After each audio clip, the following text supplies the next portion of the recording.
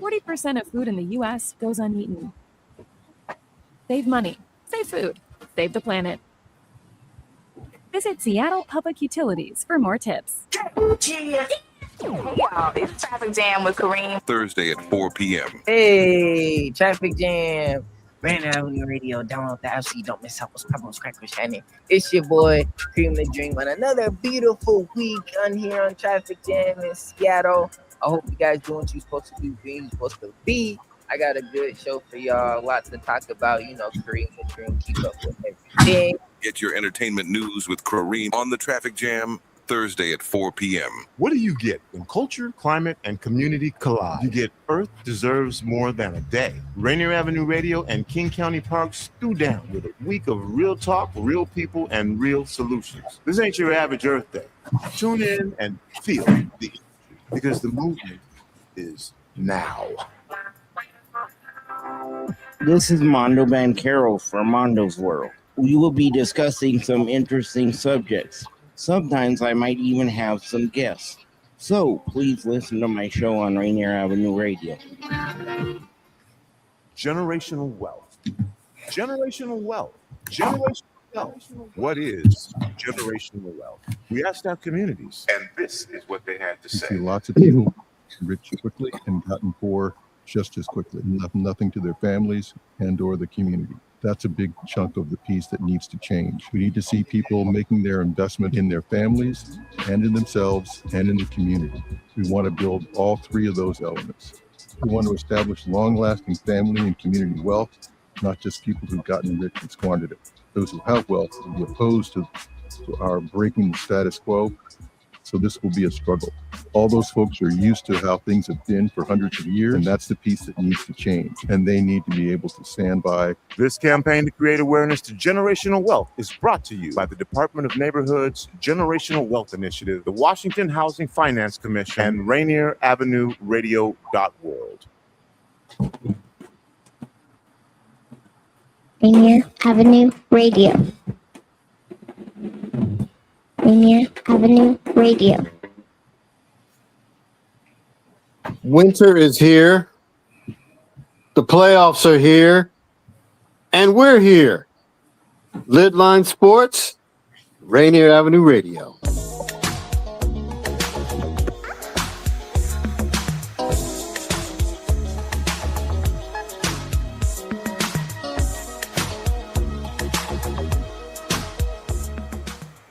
Welcome, everybody, to another live edition of LidLine Sports right here on Rainier Avenue Radio. I'm Pep. I got my man O, and I got my man MC, and we are all remote today. Nobody's in the studio.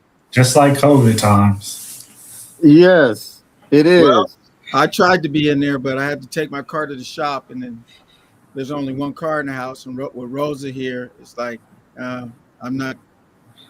I'd have to get dropped off then picked up. It wasn't worth it. Right. Just glad to have you here, MC. Just glad to have you here. What? So we're just glad to have you here, brother. Oh man, you know all the love with you brothers, man. We the three amigos in the house, literally in the house. Yeah, it's crazy. Tell Daniel, sorry, Daniel, we miss you, man. Yeah, 2 cars down. Mine's in the shop still because of flooding. They haven't delivered my tires yet, so this is ridiculous. But anyway, I'm trying to manipulate a free oil change to go with it, because it's been like 9 days, without my car, and it's pretty inconvenient for me. Yeah. So mine's is inconvenient because I took my car to the shop, as you know, last month, right? Mm-hmm. They replaced a few parts, and then my check engine light kept coming off. I go down there, they reset it. Finally, they said, we're just going to order a new part. We think the part's faulty. I'm like, okay. So now I'm back. It's just all because of a part they put in there that's cheap, or whatever. I don't know. Right. Yeah, who knows? Yeah, check engine light, man. Look, every time you go to take a car to the shop for a check engine light, they'll fix the code, and then 2 days later come right back on for something different. So it's all a scam. You know it, I know it. It's just the way it is. It doesn't happen with mine. Mine's is specifically I was having a problem with my high temperature sensor to my radiator. So they replaced it, and I had them do my thermostat and there's a couple other things. And now the temperature sensor that they replaced keeps tripping on fault. So it's like they think it's a faulty part, and sometimes that happens. Yeah. Well, okay. But look, this isn't LidLine Sports. This is LidLine Sports. So we got to stop talking about the cars and start getting with the program here because, we got limited time. We all know this is the fastest show on sports. So bring it on. Let's go. What we got? All right. So, we got to get into Thursday night, right? Because the Seahawks and the Rams game we've been anticipating and hoping and, wondering what was going to happen. Well, we found out what happened. Found out that the Seahawks still start off good, actually. Got that opening drive touchdown. And then things went to what after that. Lo and behold, they find themselves down 30-14 in the fourth quarter. Puka Nacua was having a career night. Matthew Stafford certainly made up for the previous game in LA, where he only threw for 129 yards. He threw for over 450 yards.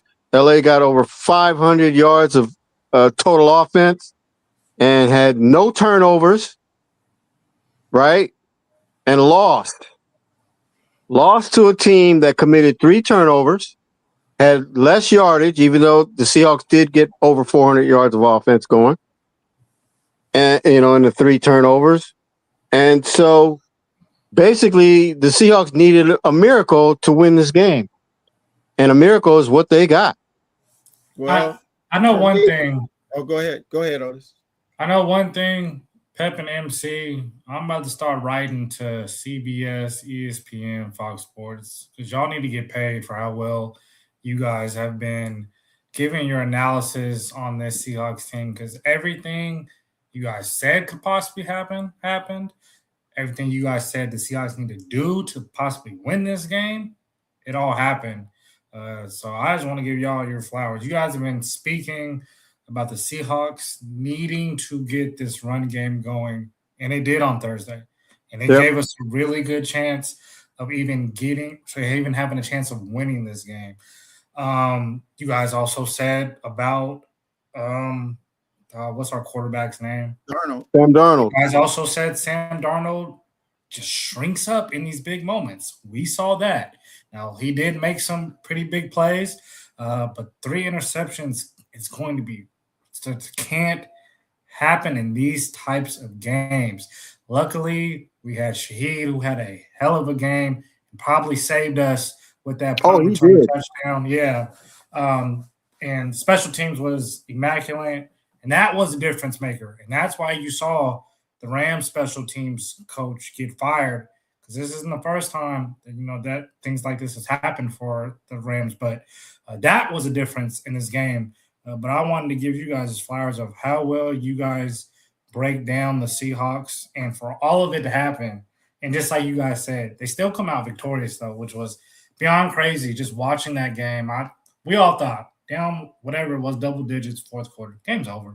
We're getting into the red zone and throwing the ball away. Can't stop Puka and Matt Stafford for nothing. This one's over. But lo and behold, miracles do happen down there in Pioneer Square. And the resiliency, like I said, it's gonna be real interesting how these playoffs can go. It literally shows you it can go one way or literally the other. So it's gonna be a bumpy ride. So for me, I appreciate the compliment, Otis, always, man. Coming from somebody that's knowledgeable and really up on sports, that means a lot to me and Pep. But for me, I'm going to tell you something. If you played sports and you've ever been poked by the bear, what happens? If you poke the bear and you leave the bear enough time, the bear is going to bite. Yep. The Rams were running their mouths and they let up off the gas and the defense for the Seahawks said, "Oh yeah, you talking all that yin yang in our house?" And the defense put their foot down. And if you look at the stats in the end of the third quarter to the rest of the fourth quarter, they pretty much shut the Rams down. They did.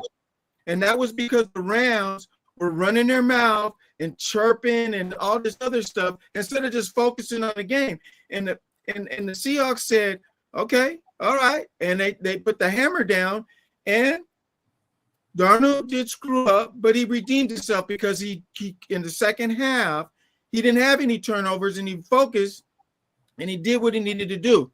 But fellas, that's not the only game this year that's went down to the last fourth quarter overtime comeback. There's been several of them. So what Otis was saying is big factor. Seahawks cannot get in the playoffs and have turnovers like that and try to think the miracle comeback. Remember we used to say this, Pep? Remember this? Otis probably was in it a little bit, but remember this? Oh, it don't matter what happens the first, second, or third quarter. It matters how you finish the game. Mm-hmm. That played out real fast for Pete Carroll and the Seahawks, didn't it? Yeah. It does matter how you play in the first and second, third quarter, because then if you play well in those quarters, you don't have to overplay in the fourth quarter. So the Seahawks cannot take that mentality of, "Oh, that's okay. We got Darnold. He focuses. He might mess up, but he'll redeem himself." You gotta limit. And I heard something that was really, really interesting today, that Darnold is kind of learning the curve, which is weird because he's been in the league for so long. But they said that it's weird how they were kind of mixing him up with the defense at first. And they said he can't really see something. And I'm thinking, as tall as he is, he should be able to see the whole field. Am I wrong? No, you're not wrong. So I mean, don't you guys see it sometimes when he throws a ball and you go like, who is he throwing it to? Yeah, because he's fooled. He got fooled. Yep. Right. And that's what's happening. Mm-hmm. But, yeah. And then so, you make great points. Here's the thing. Miracles are miracles because they don't happen often. If they did, they wouldn't be miracles. Right. So what you're saying is the Seahawks can't think that just because they're screwing up in the first, second, third quarter that they're just going to go all of a sudden turn it on and pull off a win. It doesn't work that way. And you're absolutely right. Miracles happen once. They got their miracle this year. It ain't going to happen again, folks. It's not.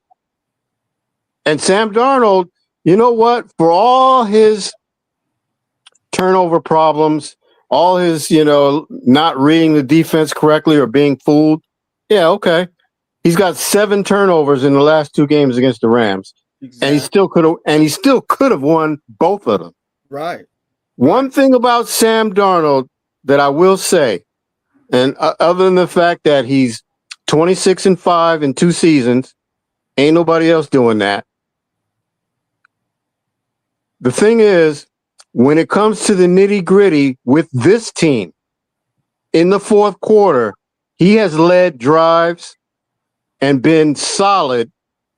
And he should have won San Francisco, but he fumbled. He got sacked and fumbled. That happens to every quarterback, but he took them down there.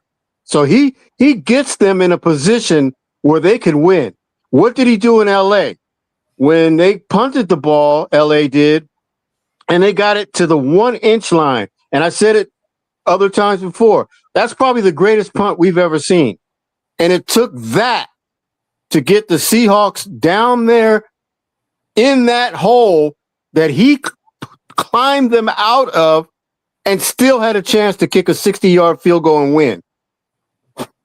So for everything we've said about Sam Darnold, and there's a lot of Sam Darnold naysayers, right? We still have to give him flowers for what he actually has done for us this season, because he's 12-3. Yeah, and look, I'm not dismissing the turnovers because they're terrible and they need to be fixed.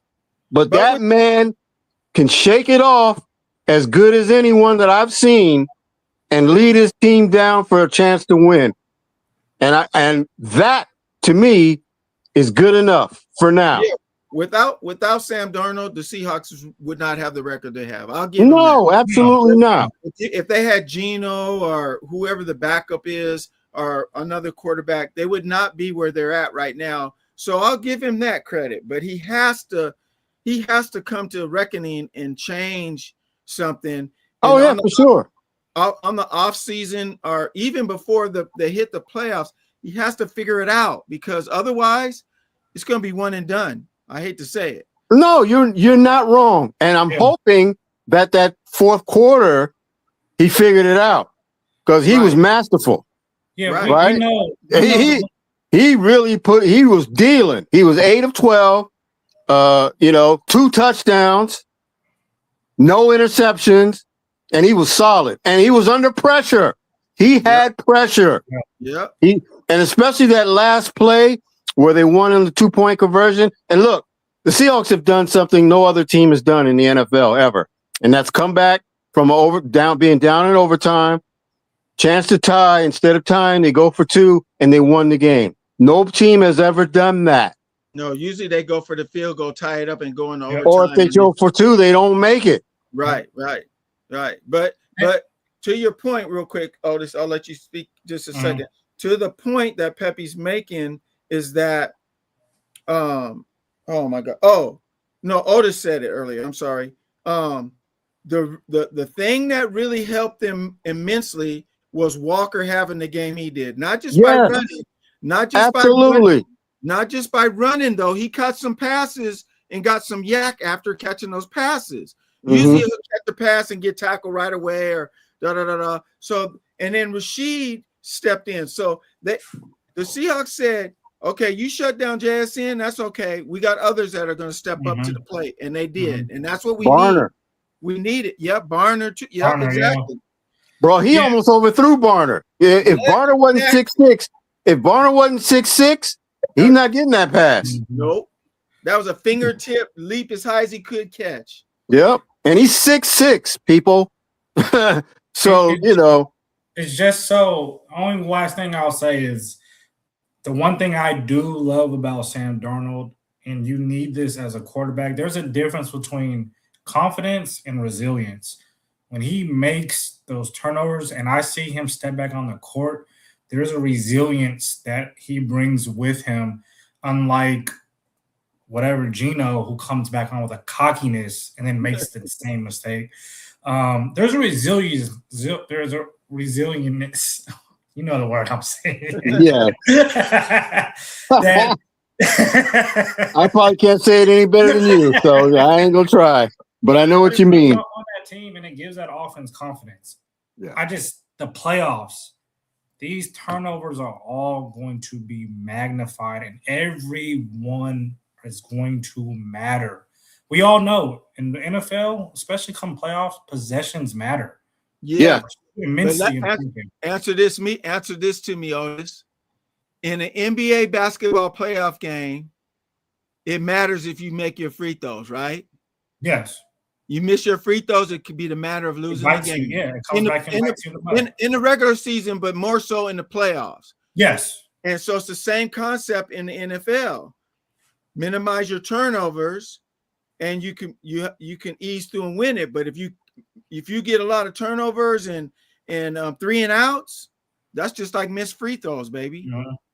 I think the running game, if we can carry momentum into that, and the turnovers, I think those are the two things that need to get cleared up in this final game. No, we have 2 games. Two games in the playoffs. I want to see some consistency. I hope that Walker can carry this over against the Panthers next week, and I really hope. I think he will, because I think they changed the scheme up for him a little bit, because they were focused on running him outside all the time. In this game, they ran him up more in the slot position more than way out in the outside, even though he did get a couple out there. And they also did a swing pass that allowed him to be already in the open field, and then all he had to do was a couple of jukes and get open. So I think Kubiak has figured out a way to incorporate Walker to make his style conducive to doing what he did. So, and then they bring in Chardonnay and he does his thing. So it makes it hard on the defense. And correct me if I'm wrong, but that Rams defense in the fourth quarter, they were gassed. They definitely were. Oh yeah. Because you're getting pounded. Yes. 1-2 punch. They got pounded like Jake Paul got pounded. Right. See, that's what a significant running game does. You could run in the first, second, and third quarter without much success, but the problem is you're beating up those defensive linemen and those middle linebackers. So basically, what you're doing is you're softening them up, and then by the time the fourth quarter comes, then that's where holes start to get bigger and open up. Now, that's not a formula that you want because you don't want to wait 2 and 3 quarters to get it going. And fortunately, actually, they really did start early and got it going. And so that's got to be consistent. But the thing about it is people were saying, well, why do you stick to the run game when it's not working? Because that's the reason why. Because eventually those arms get tired of tackling. And then holes start getting bigger. And then you could start making more, instead of the 2 and 3 yard games, now you're talking 6 and 7 yard games. And then it opens up from there. And then you can open up for play action, right? And then get some ball downfield. And that's what you do to get consistency in your offense. And that's what a balanced attack is. And I've said this 100 times, but I'll say it again. A balanced attack is not how many times you run or how many times you pass and it equals out. No, it's how many times you are successful in when you're running and when you're passing. That's a balanced attack. Agree wholeheartedly. Yep. I think this is going to be a really solid test next Sunday against the Panthers. They're going to team. Definitely. Hey, the Panthers are riding high right now. Yep. They're looking there. These are not the same Panthers we saw in the first 5 or 6 weeks of the season. No. They are not. This is a playoff team now. Remember what I told you about 5 games ago? I said the Colts, the Panthers, the Rams, and the 49ers were going to be 4 tough games. I figured they would beat the Panthers, but it's not a give me. Heck no. And I said I thought they would struggle against the Colts.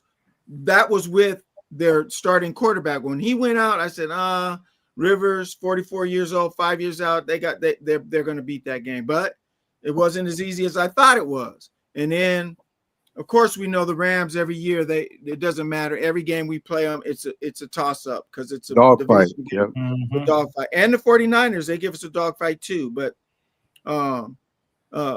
I think they, like Pepe said, I'm hoping that this fourth quarter shows that Darnold kind of sees what he needs to do and turn the corner. I'm not 100% sure yet. I'll be able to assess it next game more. But and as far as Walker, I've seen him have good games like that before in the past. Yeah, we have. And then what happens the game after? He's back to nothing. Yeah, because I remember that game down in L.A. against the Chargers about 2 or 3 years ago. He was like, wow, who is this? Yeah, this guy, it was crazy, but he ain't been like that since. No, we thought we had the running back of the century then, and then he yeah. So hopefully if he falls off, Chardonnay will pick it back up and take over. But, I'm really glad they found a way to incorporate Shaheed in because he's the moneymaker right there. He's the money because you put him on the receiver, JSN in the receiver. Hey, we gotta say Cooper Kupp too. Even though he had that fumble, he's still out there making plays. And he redeemed himself. He came back and made that incredible catch that most players wouldn't have known. Don't have the knowledge how to drag that toe and catch it on the sidelines and control it. He's a pro. He's a pro. He's a good pro. So. All those factors in, hopefully we'll keep seeing the progress and it'll be positive. I'm telling you right now, what were the Seahawks projected before the season started? Anywhere between 7 and 9 wins. That was it. That was it. 7, of course, was the low totem pole, and then of course 9 was the ceiling. So they've obliterated that by far. Where are they at? Where are they at? Yeah, they're 12-3. They obliterated number 1 in the NFC. That's right. Yes. Now we got to hope they can stay there. Yes, sir. Oh, so the 49ers have made the playoffs as well, too. Okay. Yeah. So with a win tonight. So the Seahawks, they're playing for the number 1 seed. Yep. The whole NFC West is in, except for Arizona. Yeah. And the only way the Seahawks will, if they lose one game, whether it's the Panthers or the 49ers, then and the Rams win out, then the Rams take the division. The Seahawks move to a 7 seed. And the 49ers, it depends on what they do to see where they sit. But I was listening to that analysis earlier. So hopefully they can win out, because that 7 seed means road game city in environments that you don't want to be Chicago. in. Yes. Yeah, no, we want the number 1 seed. We have the best home field advantage in Seattle. That, and I think that is important. Having an extra week off is very important in football. So no, these 2 games, and I said this starting last week, the playoffs started on Thursday for the Seahawks. It's an extended playoffs. Every game from this point on means a whole lot of something. So hopefully they continue to play like that, and that's how they finished that game on St. Louis. They against the LA Rams. They played as if this was their last game of the season. So got to see more of that. Exactly. Yeah, totally agree. But Puka, JSN, people are saying, well, who's the best? There ain't no best. I hate that, man. They are both the best. One. Yeah. I mean, I'm not going to say one's better than the other. I can't. They're that good. But I'll say this. They're both the best wide receivers in the NFL right now. Both of them. Yeah. So you take your pick. Because Puka showed who he was, 225 yards. And, JSN got shut out in the first half. Second half, he was working. Yeah, so you don't hear him complaining. Not at all. He plays the game. Yep. So, yeah. So, you play to win the game. Herm. Thanks, Herm. Yes. I didn't know Herm listened. Man, that's good, man. Exactly. Got Herm Edwards listening to us. That's awesome. But anyway, when we come back, I want to talk a little bit about quarterback play. So keep that in your head, and then we'll talk about some quarterbacks. And of course, we're going to get into the NBA. The New York Knicks won their Emirates Cup, so we get into that. And of course, we had the college football playoff get started this past weekend. So, Mike, if you want to get into some of that, we can do that. So when we come back, that's what's going to happen. So don't go away. LidLine Sports, Rainier Avenue Radio.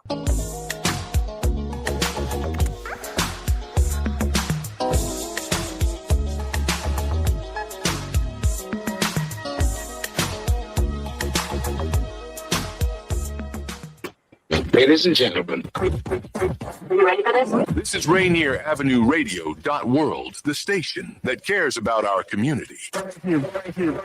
Yeah. This winter, I don't want illness to get in the way of my holiday plan. That's why I got my annual flu and COVID shot. Everyone ages 6 months and older and get the flu and COVID shot each year. They make it less likely you'll get sick, and even if you do get infected, you won't get as sick. Free vaccines are available even if you don't have health insurance. For more information, visit kingcounty.gov/find a clinic. That's kingcounty.gov/find a clinic. Women Empowerment Talk Radio, your community connection to business success. Tune in weekly to Rainier Avenue Radio.world. Listen and learn from local and national guest speakers, providing resources and knowledge for the everyday business owner. Women Empowerment Talk Radio, weekly on Rainier Avenue Radio.world. Do you want to reach out to the Vietnamese community in Seattle?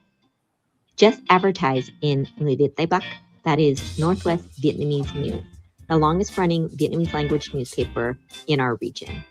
Go to nvnorthwest.com. Happy Hump Day. We're excited that you decided to join us for the party. Fresh Juice is live Wednesday night, 9 to 11 p.m. Pacific time on Seattle's Rainier Avenue Radio with the Juice Pack, including me, Superstar TK, Pint Size Patron, and D-Money. We're going to chop it up with some cool people, play some really dope new hip-hop and R&B music, some games, and maybe even a live performance. Lock us in right now on Fresh Juice YouTube page at youtube.com/@Fresh Juice Media, or subscribe to us on Spotify or Apple Music. Fresh Juice. Rainier Avenue Radio, your community radio station. Heavy rainfall and flooding in King County have caused sewage overflows in many areas, and in flooded buildings, mold can quickly set in. Before you set foot in a flooded building, take these steps to protect yourself from electrocution, mold, and potential exposure to contaminants. If there is still standing water, turn off power, gas, and water before re-entering. Do not touch electrical equipment while touching water. After touching anything that flood water has also touched, wash your hands and clothes with plenty of soap and clean running water. Wear an N95 mask, gloves, goggles, and protective gear when cleaning. Mold can grow within 24 to 48 hours after a flood. Open windows and doors and pump out water after flood waters recede. This has been a Rainier Avenue Radio public service announcement. You know you can't get enough of Rainier Avenue Radio.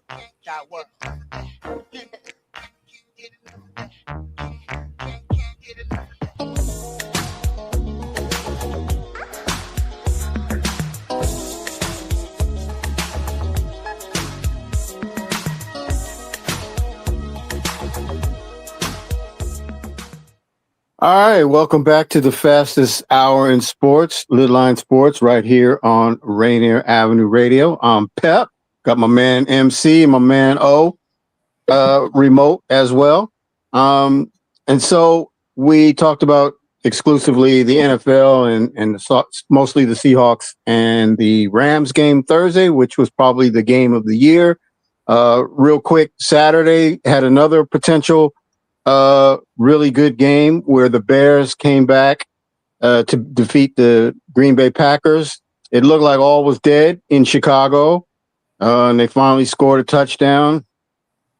And then, they got the onside kick, which rarely happens, and then scored a touchdown right after that to win the game. Did you guys see that? That was pretty crazy. Yep, I watched it. I didn't see, I saw a little bit of it. Yeah, so that was pretty crazy. And then the Bears been playing that way all season, though. They've been they got the number one defense as far as turnovers and takeaways. So they're doing pretty good. And of course, they got a 1-2 punch at running back with Swift and the other gentleman. He's got a name I forget. It's pretty hard to pronounce anyway. But no disrespect intended, of course. But they do have a very good 1-2 punch in Chicago. And then Caleb Williams is actually coming into his own. And they got injuries. You have Romo Dunze out for a while. So, they've had to have other guys step up and take over. And you know what? Speaking of that, I do want to say this about the Rams. Everybody was saying, well, D-Hop didn't play, whatever. But see, if D-Hop did play, I don't think Puka gets the yardage he gets, because then a lot more other passes would go D-Hop's way. So sometimes it's not next man up. Sometimes it's that same guy that's always good. Sometimes he actually comes up and like Puka does, right? We know Puka's great, but he became super great because there was no D-Hop. So sometimes it's not the next guy up behind D-Hop. It's the same guy that you always have, but he elevates his game. And he certainly did that for sure. But what was that? Yeah. So I was talking about the Bears. Odunze's out. And then you saw DJ Moore make a heck of a catch. He was PI'd all the way, and he still made the catch with one hand, by the way. If you didn't see it, it was pretty amazing. And so, yeah. And of course, the Patriots last night, they looked dead in the water. It's kind of funny how some of these teams look dead in the water first 2-3 fourth quarter, middle of the fourth quarter, and all of a sudden turn it on. And Seahawks did it, Bears did it. Now the Patriots do it. Is this a pattern? Is this a pattern? What's going on? I have a question about that game. Mm-hmm. Which one? The Patriots-Ravens game. Mm-hmm. Where do we go from here if I'm the Ravens? What do you, as a GM, what are we doing? And I mean, of course, the defense is atrocious. Your quarterback can't stay healthy, let alone be the guy when it matters the most. For me, right now, I would say you got to get rid of Harbaugh, and I'll say it why. I'll tell you why I'm saying this. There's no way in HE double hockey sticks that you got your main quarterback goes out. So what happens? Derrick Henry was carrying the load. He was doing everything he could to keep the Ravens in the game. And mysteriously in the second half, third quarter, he pulled him out starting in the middle of the third quarter and he didn't get back in. Yeah, that's crazy. What are you doing? This is a crucial game. If you got somebody like that and they're hurting, but they can play, you play them because at least he could be a decoy. But when you pull him out like that and he's standing over there and they're not doing that, that's the coach. That's coaching. Yes, it is. That's strictly coaching. And Harbaugh, he has a tendency of doing that. And it's like he'll lean heavy on Lamar, but he'll ease up on Derrick Henry. So that's my take. That's why I just think valid. And actually, I'm going to say this 100%. And you know what? I want to let me dive into this real quick on coaching.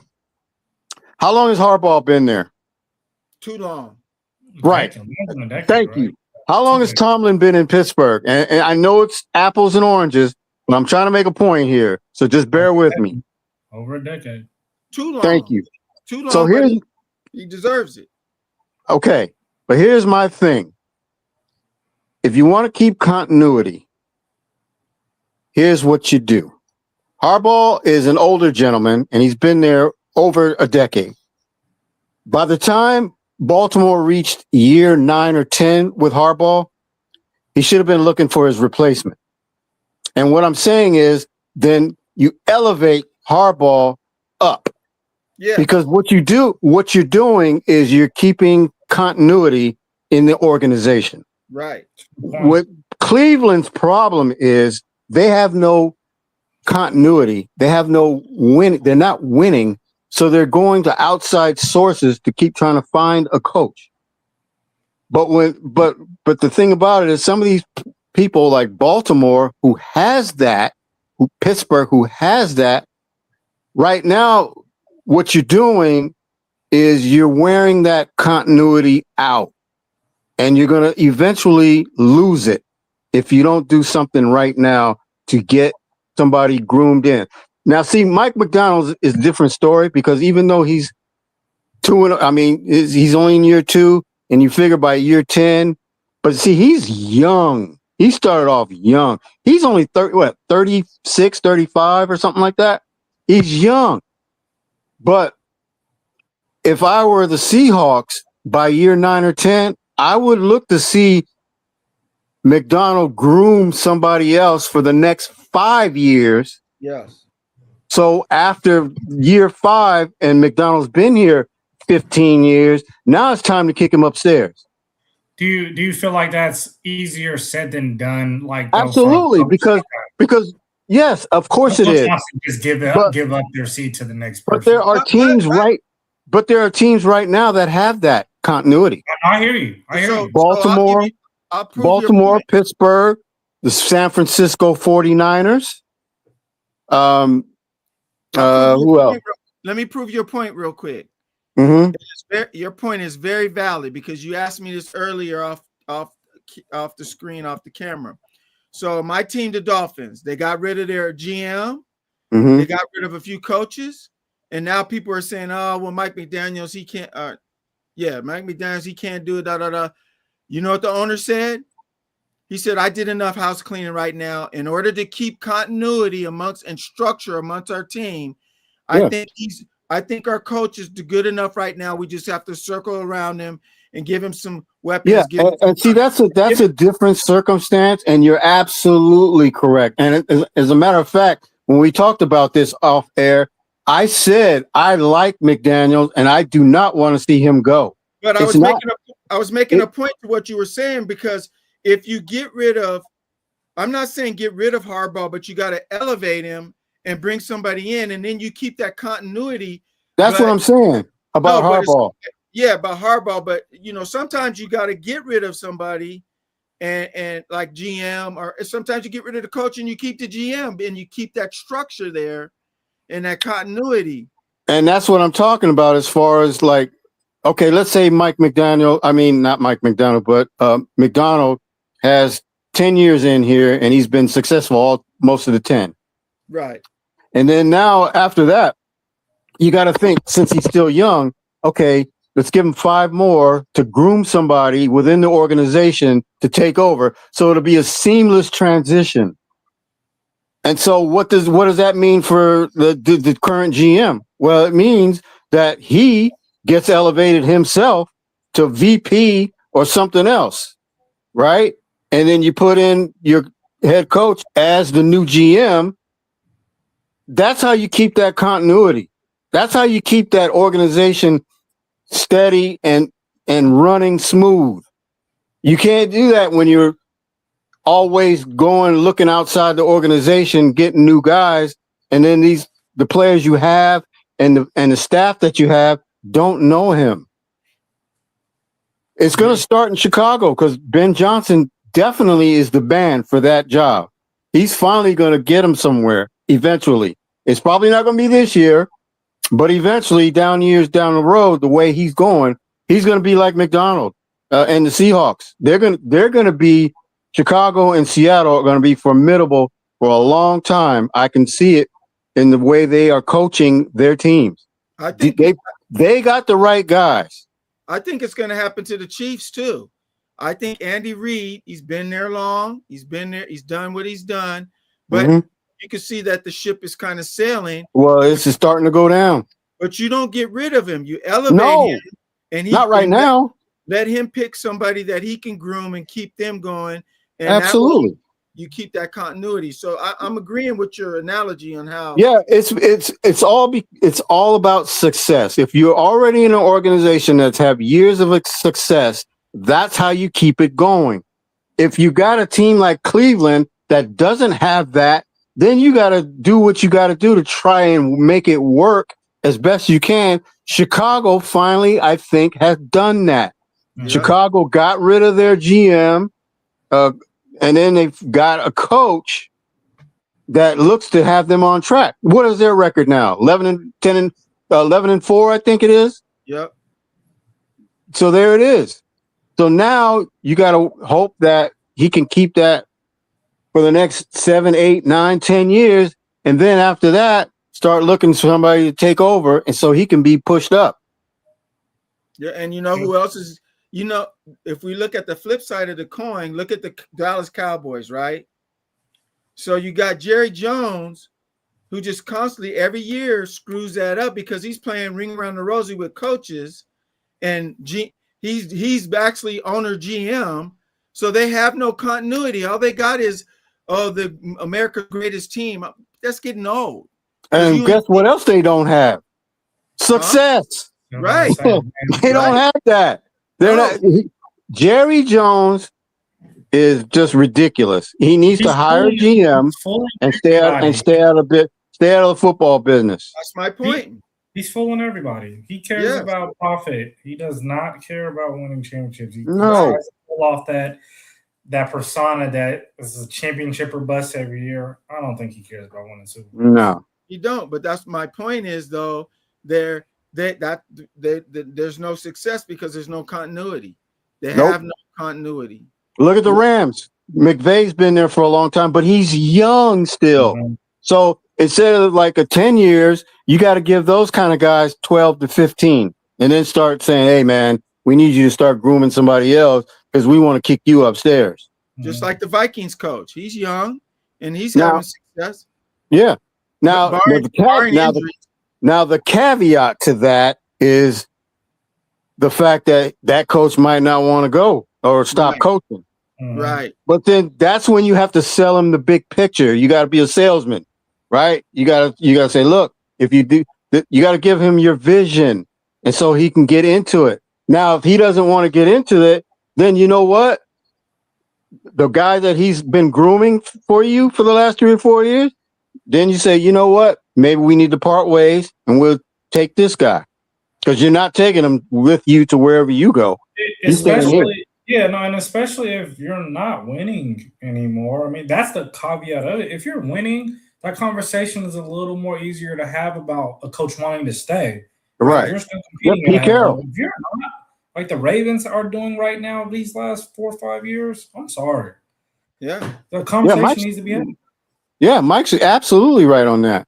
Anyway, I wanted to get into quarterback play, but we don't really have time because I want to get into other things. I know that, Mike, you probably want to get into some college football real quick. And, of course, I know you want some NBA time. So, Mike, why don't you just give us some college football stuff.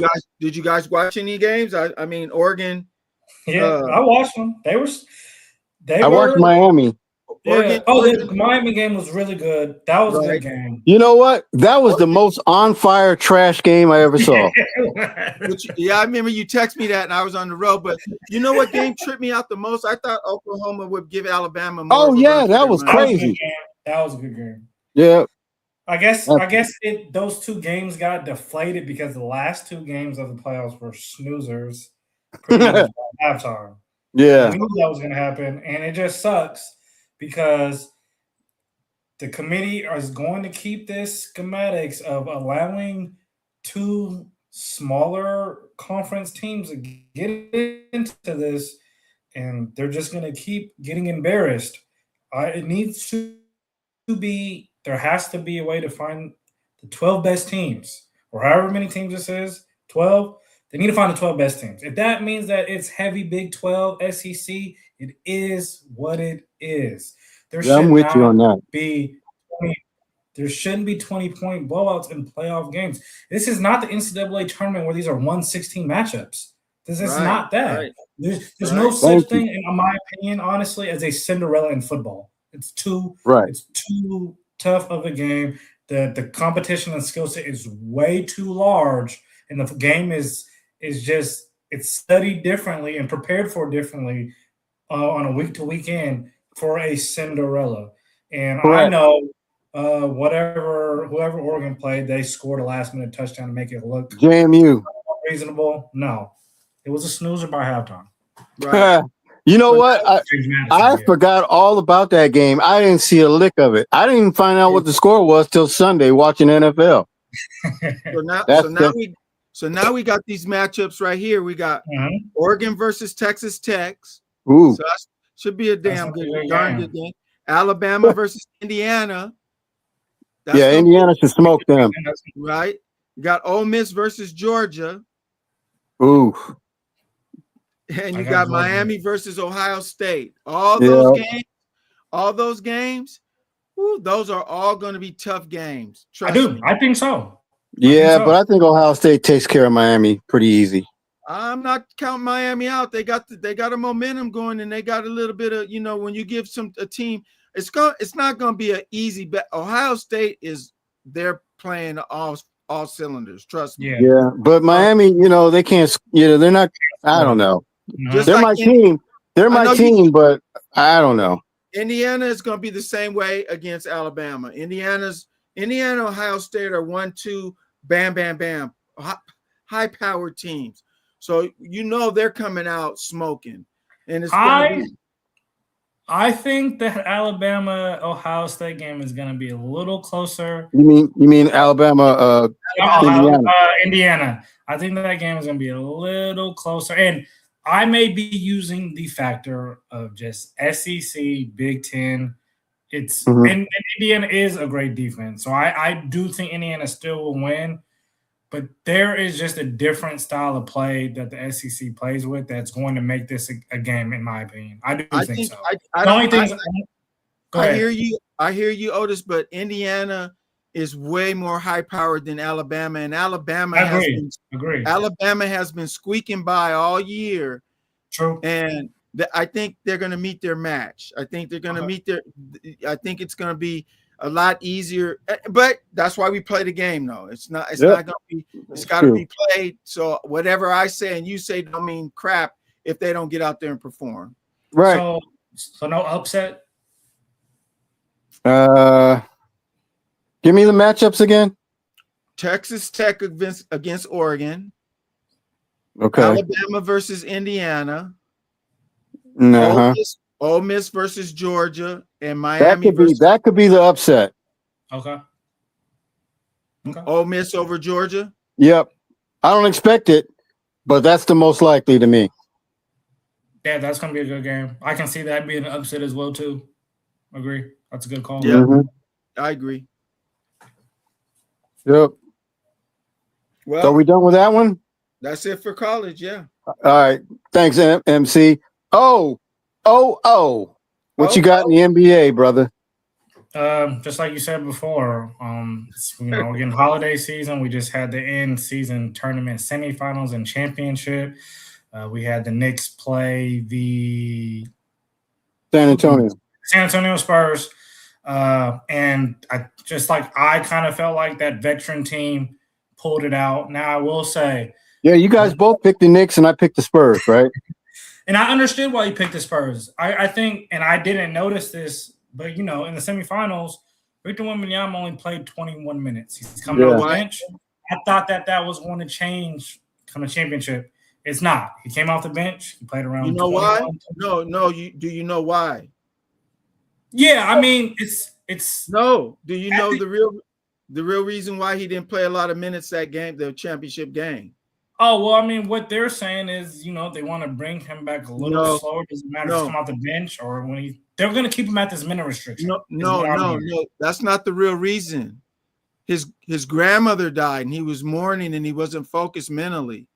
His grandmother used to come to a lot of his games and was a big part of his life. And you could see him on the sidelines when he was on the bench. He had his head down, towel over him or whatever, because he was still mourning his grandmother. So they were accommodating his mental. He's young. He's very young. So they were accommodating that. Even though they did have a little bit of load management, did have a little bit to do with it, his mental status, he wasn't there 100%. No, he wasn't. And that I do believe that played a part, but it's also has carried over after the tournament too. He's still only playing around 21 to 23 minutes. Now, yes, I understand that it's probably still weighing on him, but it does seem like they have a plan also in play for him about bringing him back onto a bigger load. He's still coming off the bench, but he is ending games.